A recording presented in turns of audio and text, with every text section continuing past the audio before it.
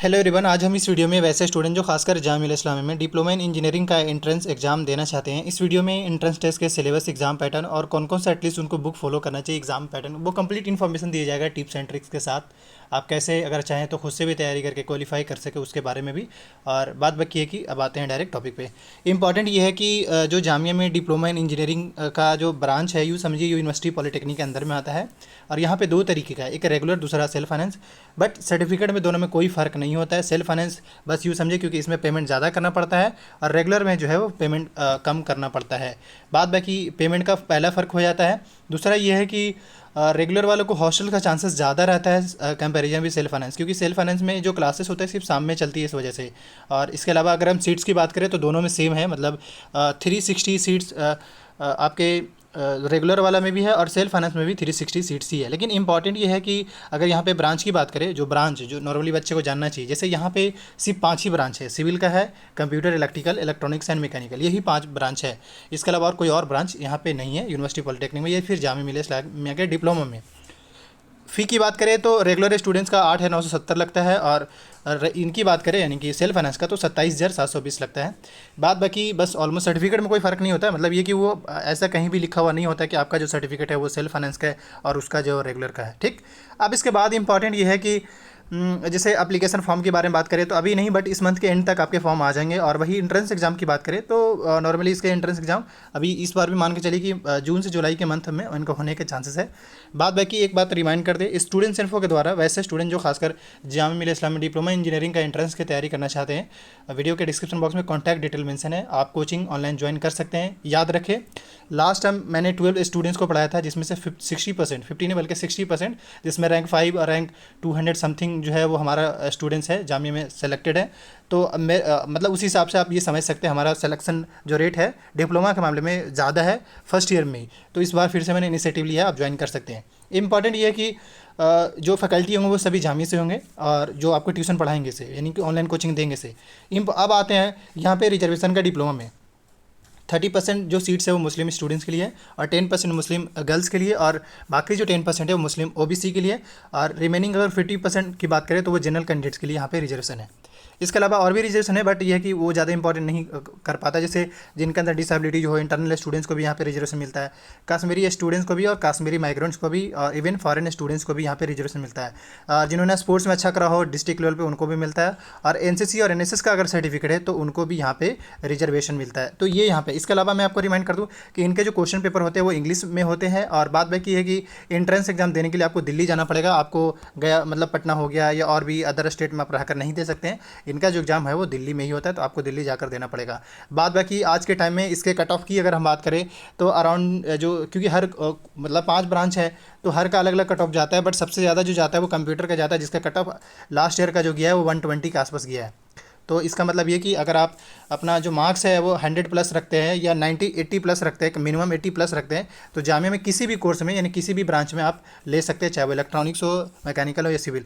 मगर ये कि अगर अपने चॉइस का चाहते हैं तो आपको मार्क्स अच्छा लाना पड़ेगा, तभी आपको वो चॉइस मिल पाएगा। क्योंकि ये जो चॉइस जो अपने चॉइस मिलते हैं जिस भी स्टूडेंट्स का, वो आपको ध्यान देना होता है कि आपका मार्क्स कितना है, उसी हिसाब से फिर जब एडमिशन लेने जा रहे होते हैं तो वहाँ पे मौका देता है, लेकिन ये कि मेरिट डिसाइड करता है। इसके अलावा फॉर्म की बात करें, फॉर्म फिल करने के चार्जेस की बात करें तो 700 इसके फॉर्म फिल करने के चार्ज हैं डिप्लोमा इंजीनियरिंग का, और अब ये बता दिया। इसके अलावा इंपॉर्टेंट ये है कि जब आप एंट्रेंस एग्जाम में जाएंगे और देने जाएंगे तो उससे पहले एक एलिजिबिलिटी क्राइटेरिया है, क्योंकि अगर उसके बारे में नहीं जानेंगे तो आपके लिए दिक्कत खड़ा हो सकता है। होता ये है कि स्टूडेंट्स फॉर्म फिल कर देते हैं, बट उनको ये नहीं पता होता है कि हमारा एलिजिबिलिटी क्राइटेरिया मतलब हम उसमें एलिजिबल है या नहीं। तो इस बात को जानकारी मतलब इस बात की जानकारी होना बहुत ज़रूरी है, उतना ही ज़रूरी है जितना ज़रूरी आप उसकी तैयारी करना चाहते हैं। तो अब आते हैं आपके इसी कोर्स के, ये रहा आपका, इसमें एलिजिबिलिटी क्राइटेरिया मेंशन है। एलिजिबिलिटी में 3 तरीके से उन्होंने बताया है।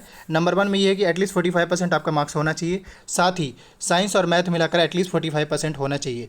मतलब ये कि 45% मिनिमम, इससे अगर ज़्यादा है तब तो कोई दिक्कत ही नहीं, लेकिन अगर इससे कम है तो दिक्कत है। लेकिन अगर कोई स्टूडेंट्स 12th कर रखा है तो 12th के हिसाब से एटलीस्ट उसका जो पीसीएम फिजिक्स केमिस्ट्री मैथ्स जो है एटलीस्ट 40% मार्क्स बनना चाहिए, और अगर जो 10th दे रखा है उसका एटलीस्ट 45% मार्क्स बनता है। तो ये एलिजिबिलिटी क्राइटेरिया है। इसके अलावा और अगर किसी अदर बोर्ड्स हैं तो उसके लिए जो है वो देख सकते हैं 50% मार्क्स। तो एटलीस्ट जो अगर देखा जाए तो 12th वालों के लिए 40% है और 10th वालों के लिए 45% मार्क्स होना चाहिए। 45% साइंस और मैथ मिलाकर 45% आपका मार्क्स बनना चाहिए। अब आते हैं हम इसके एग्जाम पैटर्न और सिलेबस पे। देखिए लास्ट ईयर का सिलेबस है, एक बात और ऐड कर दे, जामिया का सिलेबस चेंज नहीं होता है। अब आते हैं इस पे, देख लीजिए आपका जो क्वेश्चन पेपर रहेगा वो 67 मार्क्स का मतलब फिजिक्स मैथ्स रहेगा, केमिस्ट्री भी फिजिक्स 67 का, और केमिस्ट्री जो है वो 66। ये रहा फिजिक्स केमिस्ट्री मैथ। टोटल जो आपको टाइमिंग मिलेगा वो 3 आवर्स का मिलेगा, और इसमें नेगेटिव मार्किंग भी रहेगा। मिनिमम जो मार्क्स क्वालिफाइंग का है वो 30 मार्क्स का है, बट ये उतना इंपॉर्टेंट क्योंकि अभी लास्ट टाइम जो सेल्फ फाइनेंस का जो कट ऑफ गया है वो 30 गया, उससे नीचे कट ऑफ नहीं गया है। तो ये है कि कट ऑफ लास्ट जो है वो 30 ही जाने वाला होगा।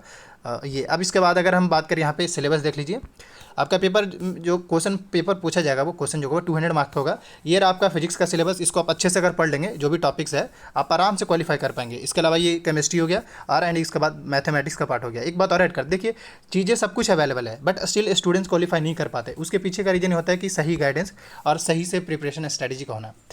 तो चलिए हम इस पर बात करते हैं। देखिए आप क्या कर सकते हैं, एक तो सबसे पहले एनसीईआरटी उठा लीजिए 9-10 का, मतलब साइंस हो गया और मैथ हो गया, एनसीईआरटी सबसे पहले उठा लीजिएगा।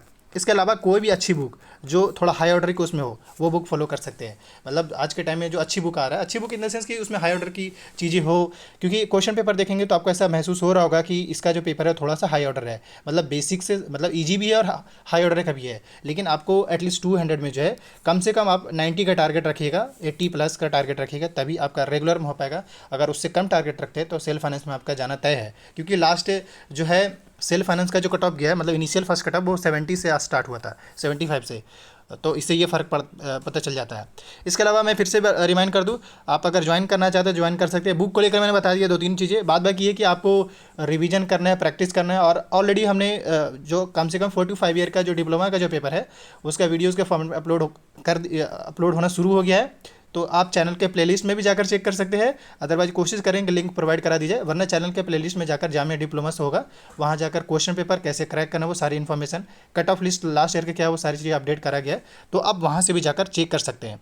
इसके अलावा ये जो टॉपिक ऐसे, जैसे अगर आप इस सिलेबस को देखेंगे तो इसमें आपको ऐसा लगेगा कि एक तो आपका 9-10 बेस भी है और दूसरा हल्का 11-12 बेस भी है। तो इसलिए कह रहा हूँ कि आपको जो है नॉलेज जो है थोड़ा हाई ऑर्डर वास्ट में रखना है, क्योंकि तभी आप इस एंट्रेंस को क्वालिफाई कर पाएंगे। यहाँ पे भी जैसे केमिस्ट्री का भी पार्ट देखेंगे तो ऐसा ही इन्होंने जो ऑर्डर है या इसका जो पैटर्न है देखा जाए तो हल्का सा 11-12 पूरा है, मतलब 9-10 तो पूरा है ही इसमें, लेकिन इसके अलावा और ऐड हुआ है जो कि आपको 11-12 का पार्ट भी दिखेगा। लेकिन अब कहेंगे क्या 10th का बच्चा नहीं निकाल सकता है? बिल्कुल निकाल सकता है। उसके लिए ज़रूरी है कि वो जो है अच्छे से पढ़ा हो, 9-10 बहुत अच्छे से पढ़ा हो, काफ़ी टाइम प्रैक्टिस करो, रिविजन करो, तो आराम से वो एंट्रेंस को क्वालिफाई कर सकता है। मैथ्स की भी बात करें तो देख लीजिए, मैथ्स में आपका एपी से बहुत ज़्यादा, मतलब मैक्सिमम काफ़ी क्वेश्चन एपी से और ट्रिगोनोमेट्री से काफ़ी सारे क्वेश्चन पूछे जाते हैं, और ज्योमेट्री से भी, तो वो आपको देखना पड़ेगा। इसके अलावा ज़रूरी है कि आप क्वेश्चन पेपर को पहले सोल्व कर ले, उसके स्टैंडर्ड को, उसके लेवल को जाने। अगर लेवल और स्टैंडर्ड को समझ जाएंगे, जान जाएंगे, तो आप ज़रूर मतलब क्लियर कर पाएंगे। इसके अलावा ये है कि अगर इस सिलेबस को अगर चाहते हैं तो वीडियो के डिस्क्रिप्शन बॉक्स में टेलीग्राम का लिंक है, वहाँ से आप एक्सेस कर सकते हैं। और अगेन ऑनलाइन कोचिंग के लिए आप वीडियो के डिस्क्रिप्शन बॉक्स में कॉन्टैक्ट डिटेल मेंशन है, आप ज्वाइन कर सकते हैं। बिल्कुल नॉमिनल फी में रहेगा, लेकिन ये कि फिर भी जो आपके डिमांड है उसी हिसाब से तैयारी कराई जाएगी। Thank you.